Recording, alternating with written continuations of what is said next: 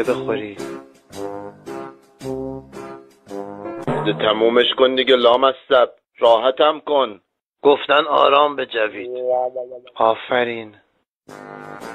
هنگام غذا خوردن قوز نکنید.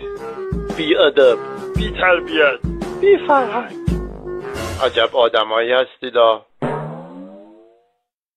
از ظرف دیگران غذا بر ندارید. سلام علیکم. لاشخور. اینقدر خشن هم نه دیگر. بله؟ هیچی.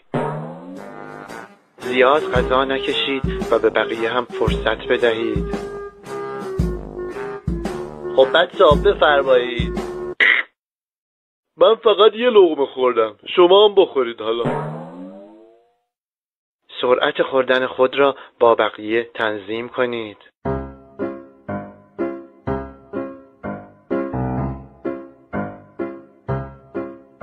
سوء تغذیه گرفتیم، بدو دیگه. چی؟ هیچی غلط کردیم، بخورم اونو. آقا کی اینو دعوت کرده؟ من